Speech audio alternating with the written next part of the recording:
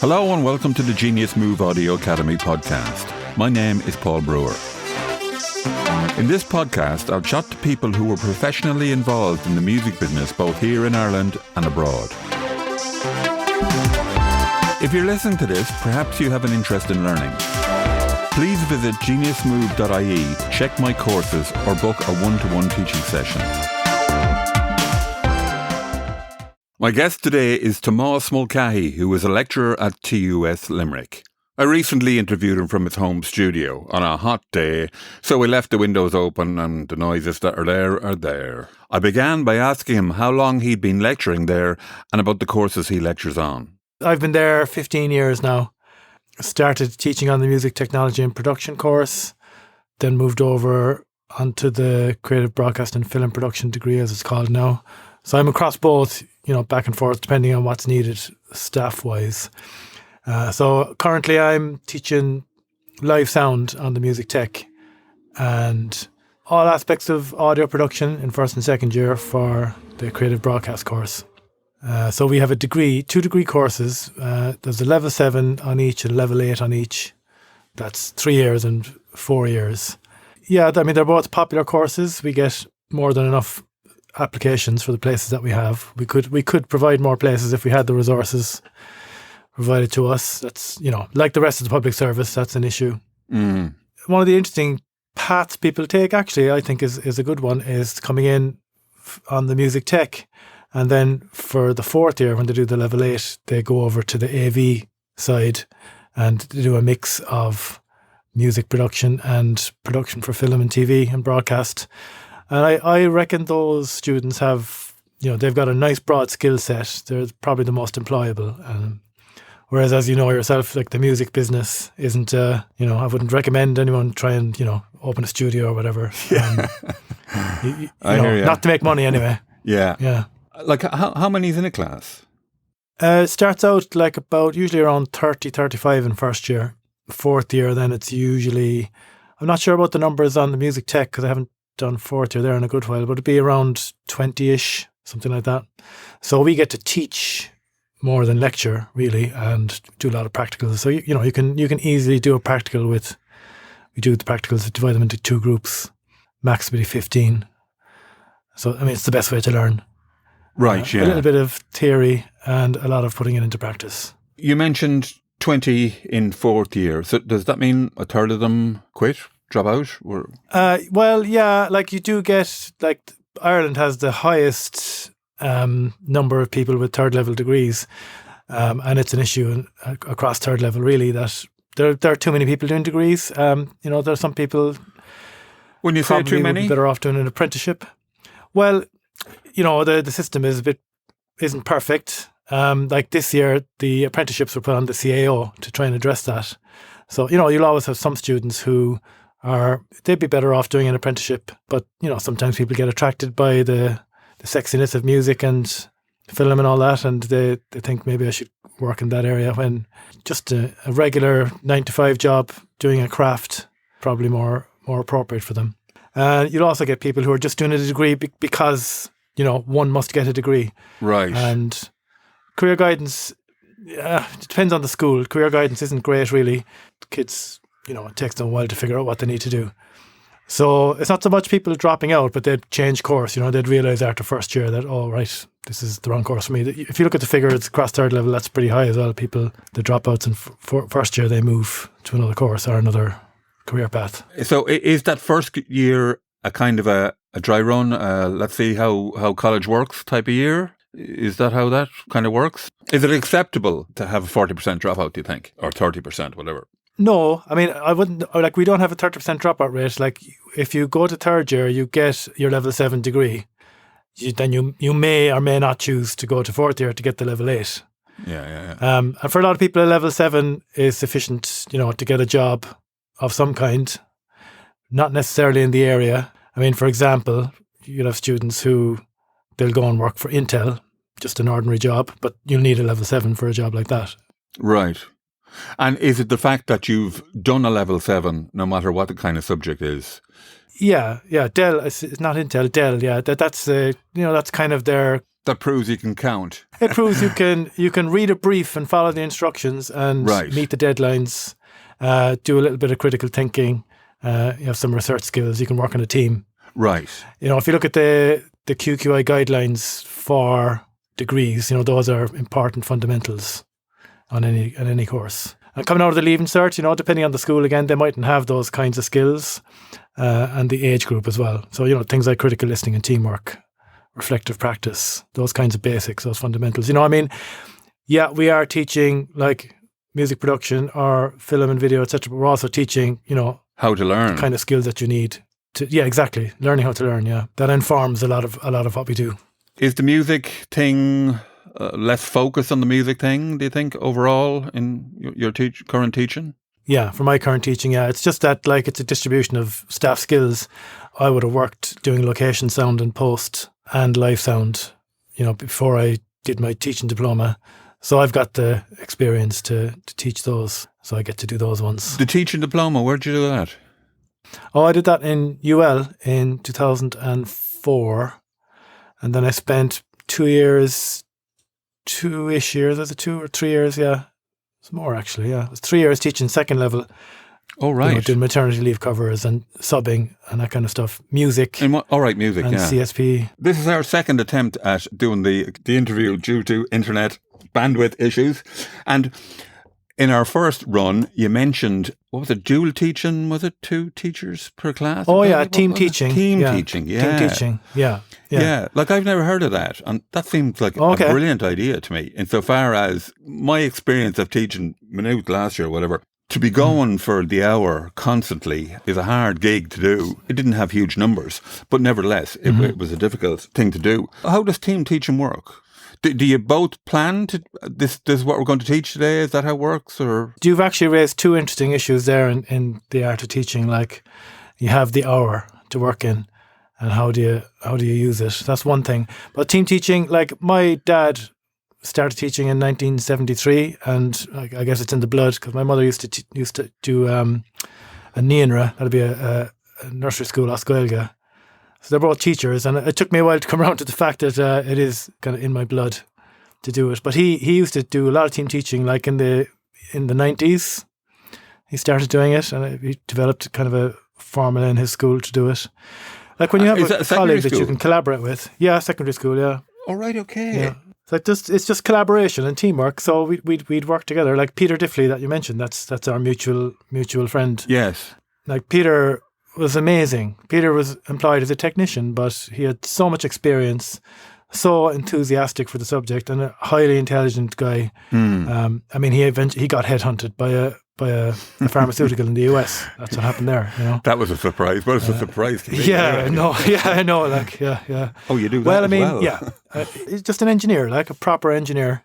So he's doing production line electronic stuff. Initially was his thing, so real electronics, if you wanted someone to build a fuzz pedal, Peter could just draw you the circuit diagrams, basic stuff. I remember him actually, there was a new lecturer came in who was a little bit thrown into the deep end, and Peter was tutoring him on PLC systems. That's the production line system for controlling productions electronically on a factory floor. Peter was amazing. But like I could team teach with Peter because Peter did sound with Daniel O'Donnell, big stuff, but proper productions, everything's done right. So he had so much experience, and the 2 of us working together teaching live sound was just great because he'd have a slightly different perspective on things. We had the same goal ultimately, sound reinforcement. But Peter is just so clear, enthusiastic, knowledgeable, passionate about the subject, and it's just a collaboration. I think it's important for students to see staff collaborating because it's all about teamwork on anything, especially in the world of film and TV. That's true as well, yeah. So we do a lot of what we call integrated projects. On the editing module, the simple model would be the students will do a production, a documentary or a short. They'll do it as a team. They'll have different roles, but they'll have How do they pick the roles? Be the editing assignment. Yeah, it's a process, isn't it? It's a kind of negotiation and then figuring out where their skills are. Right. Ultimately, they'll get a taste of every role. The idea being, for example, like my subject, I think, teaching sound on a film course, it's like teaching economics on a business course or biochemistry on a medical degree, it's the subject that everyone hates and everybody fails. And they don't like it because they don't understand it. It's just not their thing. So teaching what is sound their thing, to, well, they're visual. They're visual, creative people. So sound just, it's interesting teaching on the film course versus the music course. So the music course, they come in and they have a lot of ideas, maybe preconceptions about sound and music. Whereas the film kids come in with no perceptions, no preconceptions. So I find that different challenges teaching each. Possibly easier to teach the film students because they don't have any preconceptions really. So you can start with the fundamentals and build it up. So I use, I don't know if you've ever seen Jason Corey's critical listening and ear training stuff. He has a book and a bunch of research and software modules for practicing, recognizing frequencies, recognizing reverb, stereo image, all this kind of stuff. Very well thought out. So I did a master's a few years ago, just researching how to teach those kinds of things. All right, okay. And got deep into it, so figured out a system. And we have a PhD at the moment who's developing a software system that would possibly be a lot better than what Jason Corey has. So he's doing amazing work. I sort of was the internal examiner for that project. But I mean, really, it was just us sitting there going, this is fantastic, this is amazing, keep doing what you're doing. Right. So Jason Corey is the guy's name, yeah? Jason Corey is the original guy who did the research in the US, yeah. I'll have to check it out. Yeah. Yeah, it's fantastic. It's really good. Very accessible. Like it's amazing how people with like no idea of like what timbre is or what reverb is or what dynamics are, you can give them a mental model of that and they can practice it and they can, they get to a point where they're going, why does the dialogue sound bad? Well, it's because the microphone is too far away or too close, or it's too close to a wall, or there's too many reflections in the room, or in post-production they can go, well, it's a bit, there's a bit too much at 2K, or there's not enough above 5K, or they just know what to do.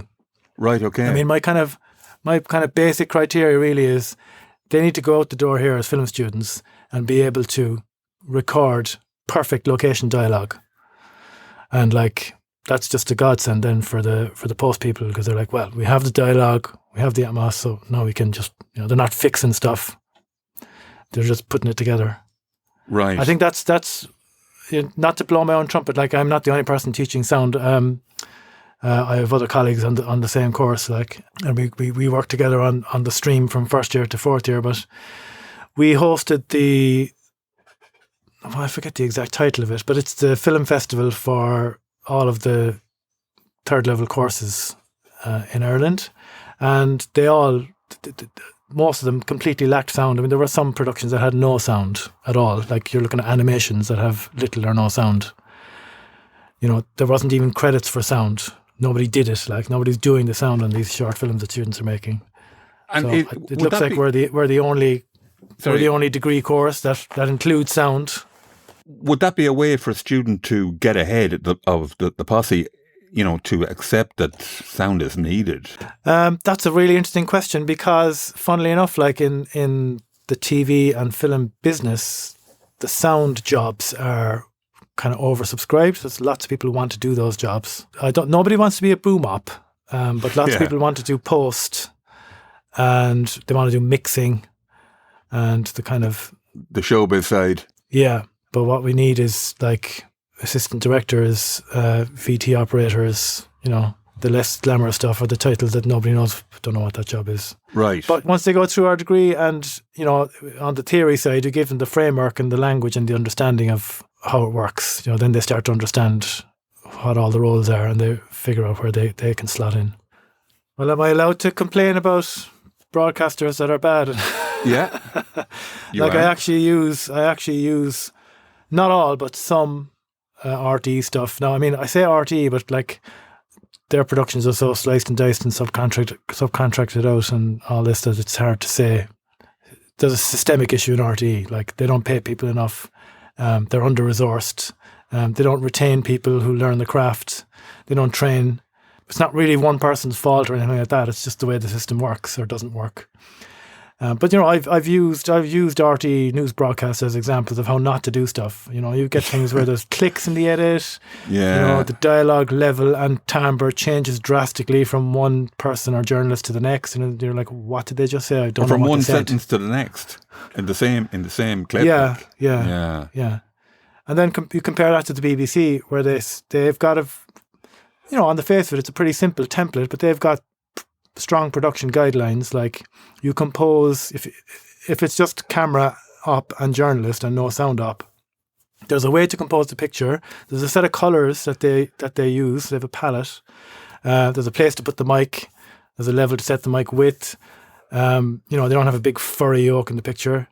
They do it right. Like, it looks nice. And so, not that it looks nice, but there's a consistency on the BBC News. Like, when they go from one report to the next, you're not suddenly jumping from one picture composition to a completely different one.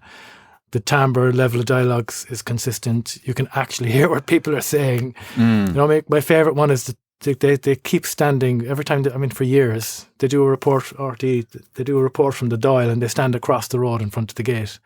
So without the traffic. Let's point a directional microphone at the noisiest thing in the place. Yeah. The traffic, and it's like, what? Like, listen, but see, they don't listen to it. There's nobody monitoring because they don't have the crew. Yeah, don't pay absolutely. people to do it. Like, I think I had sort of a couple of visits with RTE as well, and the overall feeling I got was that there was a load of guys trying hard, but they didn't have much to try with. Yeah. That's the sad truth of the matter. From an RTE overview, if everybody else is doing it badly, let's do it badly as well. Yeah, well, there's motivation. It's motivation as well. Like, if you're not being paid for your skills, if you don't have a permanent contract, like, if you're not being properly rewarded for the skills and ability, and if you're not allowed to learn on the job and develop your learning over a long period of time, then of course people get demotivated. Like, it's a public service kind of model. Like, it's just so I could say more. Yeah, indeed. Yeah. We might edit that out, actually. Anyway. Yeah. Like, in terms of a student, are you getting somebody who's just left school and thinks they might be interested in film, thinks they might be interested in sound? That sort of a student. Is that a model of a first year student? Yeah, it is. Yeah. And, they have a bit of experience, a bit of skill. They'll have done something. Like, these days, it's it's not the least bit expensive to get a DSLR and shoot some picture, edit it on your laptop. Same with music, obviously. You can be making stuff already. So they'll come in with a showreel, is it? Students. Well, we don't require a showreel, but they would have done a bunch of stuff either in school or on their own or both. The better resource schools will have done those things, especially in TY. When you get a group where you have people like that in the group and their enthusiasm spills over into the rest of the group, and people can see that this can be a fun thing to do, and there's the work is fun and the work needs to be done, and then that's a good group. That's usually the way things go. Most of the time, the enthusiasm is what dominates. Very occasionally you'll get kind of a bad apple that can kind of mess things up for the group, but we deal with those things. But yeah, mostly, like, people coming in, well, we're talking about dropout rates. Like, there will often be something, 5 out of those 35, roughly, that kind of average number, I'd say, just realise this is not the course for me. And, but that's okay, because, like, they've learned that. Yeah. And do you ever have mature students?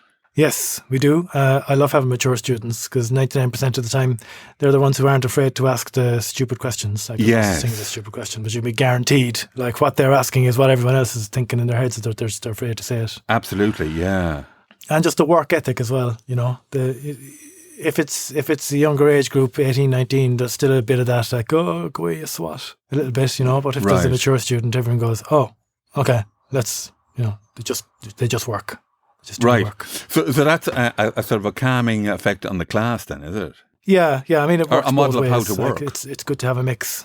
Yes. Right. But it stands to reason. Like, if you're 18, you kind of don't really know what you want to do. Like, if I think of my own career path, when I was 18, I thought, well, I like fixing radios and making amplifiers and crappy little mixers, so why don't I do the electronics course? SPX 90s. that would have been luxury. It was like I tried to make a mixer using a 741 as the summing amp, and the design was for 4 inputs, but I wanted to make it 16 inputs so I could have stereo and lots of channels, and it sort of barely worked. So that kind of stuff, I wanted to learn about that kind of stuff. But of course, then when I did the course, it was all about what they call PLCs. It basically it was about a production line. So it was a lot of digital control systems, very little about audio. I mean, there was a bit of audio, obviously. And then the maths was a big challenge for me because I didn't discover until, about 10 or 15 years ago? Yeah, about 10 years ago that I have dyscalculia, which is like the maths version of dyslexia. So really? That explained why it took me 4 years to do a level 6, yeah. Wow. I used to really struggle with the maths, the engineering maths. So I spent 4 years trying to do a level 6. Right, okay. And again, like, it's good to have that experience because learning difficulties are something I'd be very aware of, and having had the experience of a learning difficulty Yourself, and trying to get through just gives you that bit of empathy with the students, I think. Towards the end of the process, can you see like huge growth? Did they sort of flower? Would that be a fair description of? Yeah, you really can. You really can, yeah. I mean, I can think of an extreme example, a student who was like, he was having personal issues outside, and he accused several of us, including myself, of bullying, just very confrontational. But he was just dealing with personal stuff. He came in like kind of into music and did the film course, and like at the end, he did, like, in terms of sound, was a perfect documentary, and you wouldn't even have known watching it the kind of challenges that were involved in the sound production. He did a doc about an actor, and his audio was from all kinds of places, iPhone recording, off a lectern at a speech, various places, but the actor, he used that actor's dialogue as the VO kind of all the way through, and it was just seamless. He managed to EQ it, compress it, denoise it, all that stuff. So to the audience, they're like, oh, this is just somebody telling me their story. Yeah. But behind that was all of that, dealing with all those production challenges, and he just seamless, with brilliant production. Amazing to go from that to that. Our students that come in and, have very basic kind of, I mean, this is a story that I like to tell. When it was during the swine flu, and I was giving out tissues, That was a while back. So, just to keep the hygiene in the lab, because people didn't want people sneezing all over their computers. And this first year kid comes up after the class, he picked up the tissue and he said to me, I don't actually know how to use this. Just the tissue? Yeah. I mean, you have no idea what backgrounds people are coming from in terms of the care they have or haven't received from parents, or poverty and things like that. And then he went on to like be a director and do a brilliant short film. And again, solve lots of problems on production, and you watch the final product and you have no idea that any of these problems were dealt with. You only know from his report, and having been a supervisor, that he dealt with all these things, and it was just, he just took it in his stride, just dealt with it, and did the work and made the product. So it's just, the ones that get to fourth year, you definitely see that growth. And even in between, my favourite one is like, learning the frequency bands. By the time students get to fourth year, they're like, oh yeah, has it touched too much there at 500 hertz? Or, they know the band, they just take it in their stride, like, and it's just part of their vocabulary. Yeah. Whereas in first year, they'd be like, what's a hertz? Or they'd write 1 hertz and 2 kilohertz. That's how misunderstood the concepts would be. So they go from one extreme to the other. Yeah, definitely they do. I mean, it's not entirely down to us. I mean, it's the age group. There's personal growth happens anyway. Yeah. Between 18 and 22. So, we just help them along that path. But it's great to see it. Could there be some argument for, instead of doing the course straight after school, they go and live a life for a year or 2 years and then do the course? Totally. Right. Totally, yeah. Move out of home, get a job. I mean, I sound really old-fashioned, but definitely. Yeah. Or, go volunteer for a charity and work in Africa or India, or, see the world. Right. Just, realise firsthand that we are in the top 5%, 1% here. We live like kings. We're privileged here. We can complain about public service and resources, blah, blah, blah, but this is a fabulous country to live and learn and work in, compared to what 95% of the world's population deals with. So yeah, definitely get some hands-on experience of life.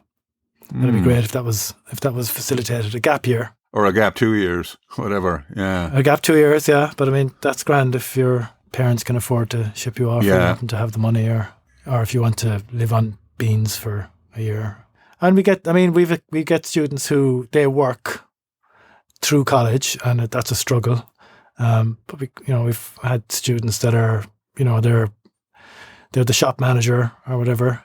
They have a bit of responsibility, and they struggle in first year because of time, and then you can see what they learn from the responsibility of the job. They apply it to their college work, and they get it done. And it's a struggle, but they do great. So how long is the actual course per week, hours per week sort of thing? There's something like 6 or 7 modules in each year. A student would do they get 4 hours a week on each module. There's 2 lectures, 1 practical, about 20 hours or something. It's prescribed on the course, like how much homework you'd be expected to do. Like, well, I say expected, that's the wrong word. It's it would be wise. An unwise first year student, say on my course, will just come in and sit in the lecture, twiddle their thumbs, not take any notes, go to the lab, stare at the computer, watch YouTube, maybe touch a few things in Reaper. That's what I teach on. And then, not download Reaper, not know how to install any plugins, even though they have a laptop at home. You get that. And on the other side is you get students who are like, oh, cool, where's a good place to buy a camera? Like, which headphones should I buy and what microphone should I get? And, like you can send them to some good secondhand sites for all that kind of stuff. There's tons of free apps for video and audio, as you know. So, yeah. Those, there's no point, like Paul White in Sound on Sound said that years ago, like there's no point in doing a media course like one of ours if you don't live, breathe, eat and sleep it. Just do something else if you're not that interested, really. Yeah, no, it's true though. The studio kind of thing is very solitary, whereas the film and TV is all about, you cannot do a production without a team, like, so it's always a team effort. It's a good thing about it. So yeah, having worked in both fields, I just found the film and TV side of things was better paid, more sociable, better hours, better crack with people, better chats. It was less kind of tunnel vision-y, you'd meet lots of different people and you'd travel around the country, and it was all during the day. There was no late night stuff like in the live sound. So really, it's more grown up than the music side, is it? Is that fair description? That's an interesting way of putting it, yeah. I mean, there are some other interesting differences. Like you'll notice that the film people are much more into what's the latest tech, what's the latest tool that can make our job more efficient, and we can meet the deadline and get it done better.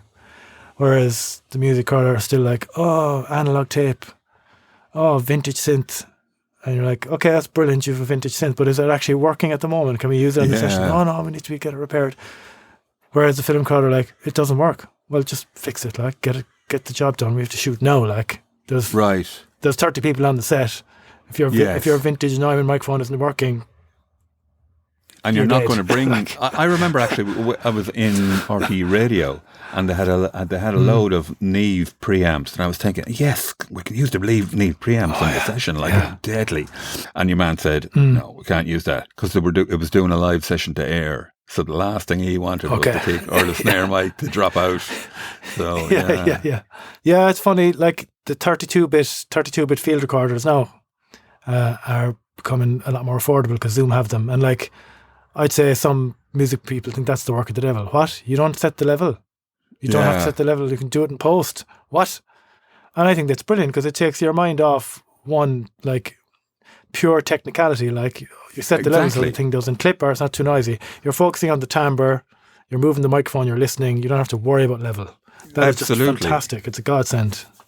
Yeah, and that's a thing that I've sort of been trying to teach myself. If you record at a low level, you just forget about it because it's never an issue. It's just a thing you don't have to think about. If your signal is bopping around -12, whatever it is, just rock on then. I just teach it like to the EBU guideline, -18 for capture on location. And the process then in post with the limiter and all that kind of stuff. But the headroom, but like, yeah, I mean, that only works if you've got decent gear. Like for a long time, the Zoom H4 was like the sort of go-to budget field recorder, and like we have a pile of those at work. I would like to take every single one of them out into the car park and individually smash them to pieces with a sledgehammer, because the noise floor on those is terrible. It's like it's barely minus 70. There's no point in recording 24-bit on that thing. They're absolutely useless. Very poor headphone amp in it. You can't. It's just too quiet. There's no mixer, so you can't solo your 2-input channels. Terrible thing. I mean, just the fact that it's handheld. It's the wrong form factor for location sound. It's fine if you want to do, if you're a journalist doing an interview, or if you want to capture some atmos. It's lovely for that. But that's it. And but is that not a case of picking the wrong tool then? Do you know what I mean? That is obviously the wrong tool, so you have to pick the right tool. Exactly, yeah. Is that fair? But like, this is the there was a clash ever since like the video camera, the portable video camera back in the 80s came out. There's a bit of a clash between affordable equipment, the run and gun approach, trying to tell your story with a small budget, versus the pro gear.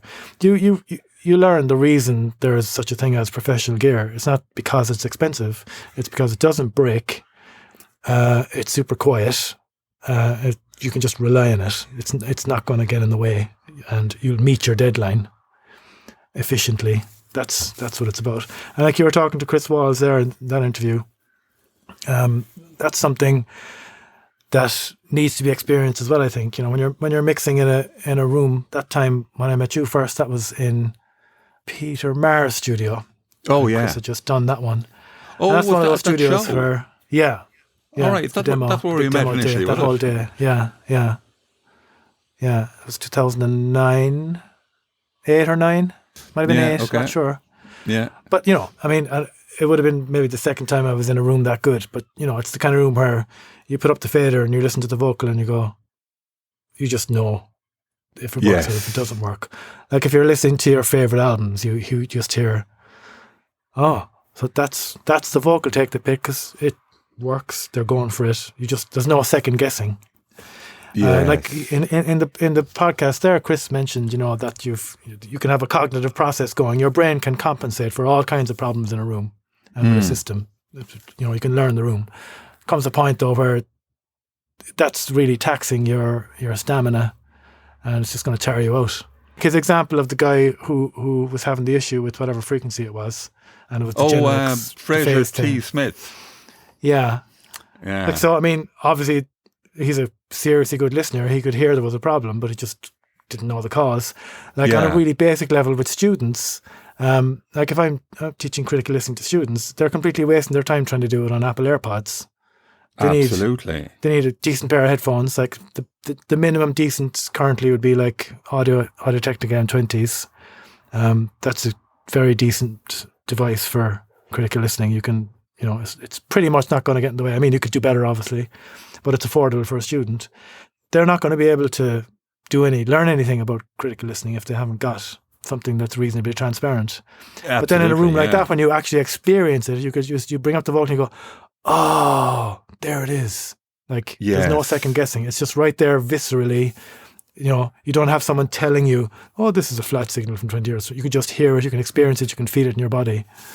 It's just right there. It just speaks. Educationally speaking, that experience is so important because, like, our hearing system, the meat, the head, the HRTF, whatever you want to call it, academically or technically, it's connected directly to your instinct. Like, it's a survival mechanism. Your ears don't go off. You can close your eyes, but you can't close your ears.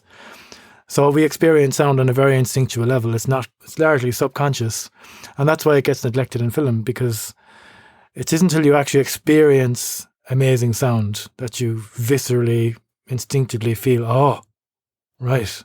And then it's the sound that's making me connect with this. That's making me have this feeling. Like in film, the sound work, the sound is good when nobody says anything about it. If the sound is bad, it'll be criticised. Or, and people want, the other thing I really detest hearing is people going, but sure, the average person, they don't know, they don't know 10 kilohertz versus 5 kilohertz. They won't know if there's only 10K bandwidth versus 20K. they might not be able to describe or tell you what the problem is, but they'll go, I don't like it. They'll instinctively, there'll be a visceral response, like an emotional response to it. Yeah, or even a sort of immaterial response, as in no response. You know, Yeah, and that can pass no because connection. nobody's complaining. Yeah. How do teachers teach that appreciation? Like when you're talking about the visual guys, why does somebody have to be purely visual or purely audio? Why can't they be both? Well, they are both. It's just that the interest with the film students is visual. That's their kind of creative field. Like I'm not subscribing to this model that's misunderstood of, you know, there's, what do they call it? The kinesthetic learners and visual learners and all that. That's a much misunderstood teaching practice. I forgot, the name escapes me now, the guy that originated it, but he originated it as a model to approach teaching and how the mind works. He never said one person is one way, another person is another way. It turns out in the research that it depends on what you're being taught. We all deploy different senses depending on the thing we're being taught. And if you're teaching anything, you have to engage different senses. You know, if you for example, you can't teach somebody by just standing there and telling them the thing. That only works for certain things in certain situations. And the notion that you have to learn using practice, that doesn't work either, because like there's lots of very experienced studio engineers out there who have no clue about impedance or bandwidth or how sound propagates in a room. And they have lots of misunderstandings about it because they never had the theory. And equally, you have people who have all theory and just keep them away from the musicians or a band because they'll just wind them up, you know. You need both. Like people often say, oh, I never learned anything on the degree, I only learned on the job. But the thing is, you wouldn't have been able to learn on the job if you hadn't got that framework of language even, and just to be able to talk about it and have the mental models to describe the concepts in your field and then go and do the job. And then in terms of teaching students, just the critical listening, well, it's called reflective practice. It's a very standard enough teaching tool. So the way I give you an example of it, like it's with first years who have, you know, no experience with sound. They get the Zoom app on their phone. They go out into their environment and I get them to record what they hear and then come back and do an evaluation of what they've heard, and just simple questions like describe what you heard, what was good about it, what was bad about it. I'd have given them very basic definitions of timbre and space, so they'd have kind of a vocabulary to talk to describe it and talk about it. So they would do that at least 3 times, and each time, you know, they would look at their previous reflection and then go, okay, so I'll do this thing differently the next time. So simple things like, oh, well, it was too quiet, so this time I'll move the phone closer. And then they go, well, now it sounds completely different because I've moved the phone closer because the space sounds different or the timbre sounds different. So then they'll do it a third time and they'll get the exact spot. So it's a process of reflection. But you have to give them the structure to go through that, and you have to do it within a time frame where they can remember what they already did before. Right. And have a record of what they thought. So that's all, you know, basic teacher stuff where you have a plan, you have a timeline, and you have a structure that they can work in. What would you use from music when you're doing critical listening? Like I've one lab with mono and stereo classic recordings, and they listen to them in terms of space and dynamics. So, and what songs are they? Or? Yeah, I'm trying to remember because I haven't done it in a couple of years because I don't do it with those younger groups. I would have used the Buddy Holly remastered stuff for the mono because it just sounds so amazing. And another great track, like there's a lot of tracks that the core is Forgiven, Not Forgotten. That's just, there's a lot in that educationally in terms of space and timbre. You know, you can hear the individual instruments, but there isn't this kind of false notion of separation. It's a composite whole. It's a story, that song. There's a feel in it. But you can break it down easily into its component parts, at least a new listener can. Another one I like to use is I have the multi-track of Killer Queen. All right. So I actually that with the second year broadcast students, they would mix like maybe the intro verse, chorus, and throw on a fade on the outro. But like that's the kind of song where you can put up the faders at 0 and it's pretty much there. Mixed, yeah. You got to add the reverb. You got to add the reverb because the reverb is a big feature. But you don't need. You'll get largely close to the original without EQ even, because it's the way they played it. I mean, you listen to that. Yeah. The only thing that's overdubbed is Brian May because he was sick when they were doing the rest. So what you hear on that is that's what the band actually sounded like. That's Queen. Yeah. So when you have something like that. But the other thing about that song is it's a narrative, it's a story, and it builds. So they just basically it just gets a little bit louder in each verse and chorus and builds to a climax. So in terms of automation, that's an easy thing to do because anyone can connect to the narrative of the story in the song, and then they go, okay, this is what the song feels like. So how do you make that happen technically? So you've got to do some automation. The panning on it is very simple, so it's a good one for students to learn the difference between reverb and pan because people don't know the difference.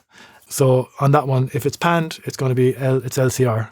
So the panning is going to be very obvious if it's panned. The reverb is real obvious on the voice because it's a feature. And then reverb on other stuff, it's like, okay, if it sounds to you like it's sort of panned, put reverb on it. So it's a really simple, I make it a very simple lesson and simple criteria. But the great thing about it, it's a very achievable goal. You can get super close to the original mix with some very simple steps and it's very doable. And it works like a film because there's a story in it. They mark out verse, chorus, middle bit, outro. And then it's like scenes in a movie. And each one gets a slightly different treatment. So that would take, that's about 3, possibly 4 2-hour labs. And they'd get to the end, they'd have a mix of it. Maybe at the end, they might put the phaser on somewhere as a bonus.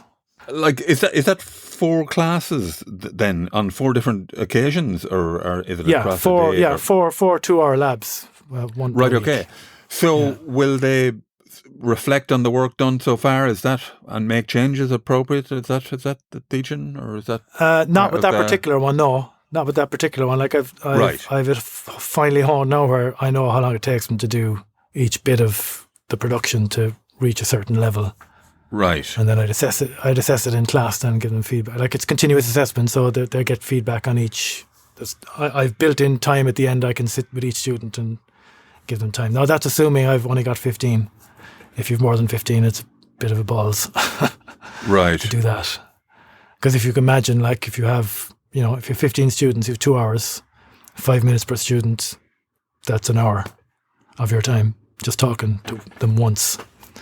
And that's assuming, nothing happens with the computer. They know how to download it off OneDrive. They know how to load it into Reaper, all that stuff. So, but, I would have done other things beforehand where they've practiced those kind of basics and they'd have that kind of thing nailed. Right. But you'd be surprised how basic it can be. It can be like, if you've kids coming into first year, we think they're digital natives, but they're using mobile devices all the time. So they've no idea that the media files are large things and the project file is this little tiny thing. And even the size of a file, they don't know what the difference between a file and a folder is. So you have to go through all that first before you can get to the stage where you're talking about, is there too much at 2 kilohertz? Yeah. Actually get the sound off the computer into their ears. That's a good question. It depends on the group. Are you 6 months in it before lads are hitting the groove? Well, with those basics, I would say at most 2 months. I would do a bunch of simple enough labs where there's kind of if they've not got the media files uploaded, then they fail that, but it's only a few small marks. So it just gives them a solid kind of, I failed that because I didn't do this. Right, I better get on top of that. I better do that. It's a punishment and reward kind of system, like, very basic old school teaching, except it's just a grade instead of a cane. But again, like the other thing with teaching is you have to do that stuff over and over and over again.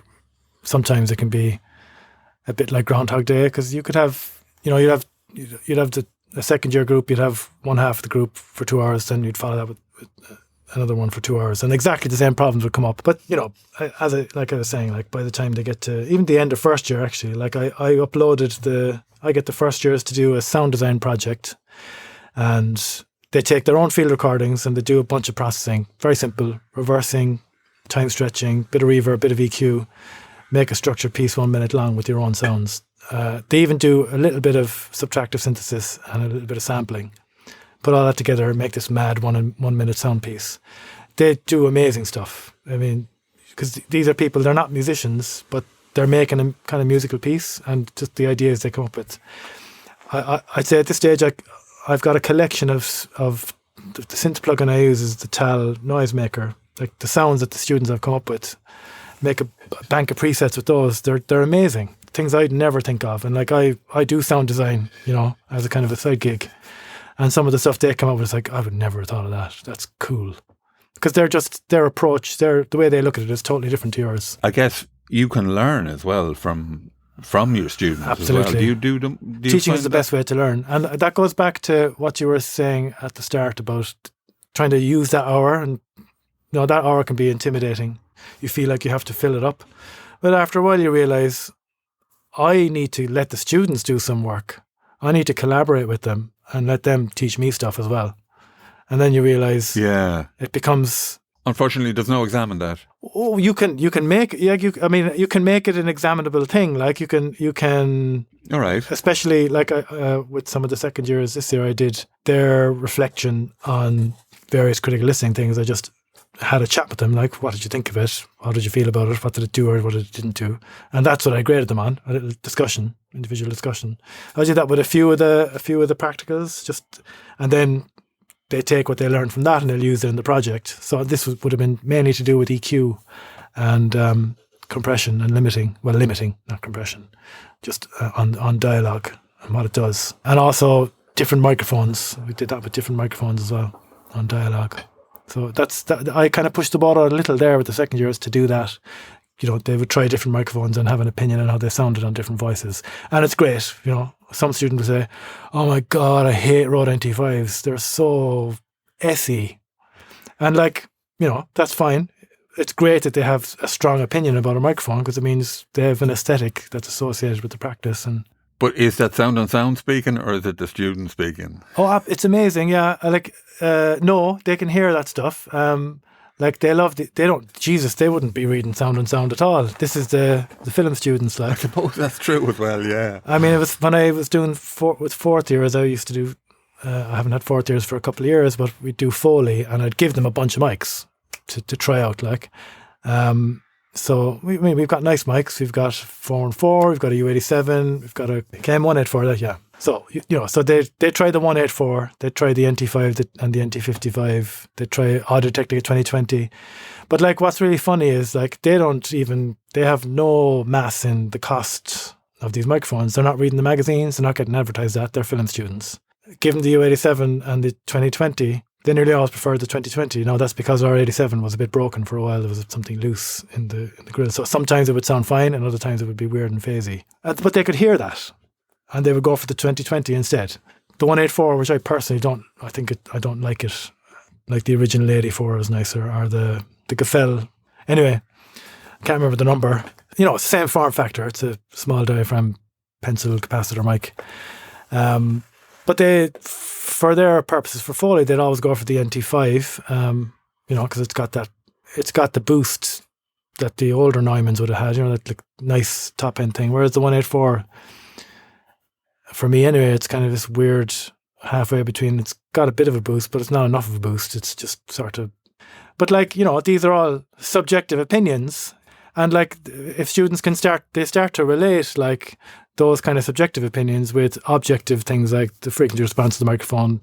No, they wouldn't get as far as transient response, but the music techs would. But, you know, they'll have an opinion and they'll have an idea of which tool they need to use for a job, and they start to realise that they can be creative with microphones in the same way they can be creative with lenses, because it's kind of a similar thing. I found that the idea of how does a microphone sound is a tough concept to understand, as it were. So I found that putting a 57 up first and comparing a microphone to that was a useful way to, you can always go back to the 57 and have a sound. There's the reference. And is it brighter than that? And is it bassier than that? And all that sort of stuff. Like, would you ever do that sort of thing? I would, yeah. Right, okay. Yeah. And Jason Corrie has a good bit of well-grounded, evidence-based teaching kind of plans around that sort of approach. Okay. One of the biggest issues there is I'm not sure if I'm using exactly the right term now, but your auditory memory, as in your ability to remember the timbre. Yes. For most people, it's about 5 seconds. Yes. Don't know. There's not enough research, as far as I know. I haven't looked for a couple of years now since I did my MA, but there's not enough. I don't think there's any research with expert listeners to see what their auditory memory is like. I find myself, I might be maybe 8 or 9 seconds. That's what I can do. I usually build the practical so that if they're doing some kind of comparison, try and keep it within that 5 second window so they can meaningfully hear the difference. Right, yeah. But, when you have more advanced students, like the music tech students, that you're kind of talking about, and maybe not, third years and fourth years, then you can start to have those kinds of 57, or try different mics on the guitar cab, switch between them, and we'll have a chat about it. And it's great when you get to that level, because that's the real nitty gritty then. And it's all about when you're at that level, they're able to think critically. So that means if they can have an opinion about a microphone, then they can articulate about lots of other things, because they have a mental model of all the different concepts they need to, like timbre, space, dynamics, and they can put it together and make a plan for a project. So that's Tomás's way to do it. Many thanks to him for taking the time to chat. Do visit geniusmove.ie to find out about recording courses to suit you. Thanks for listening.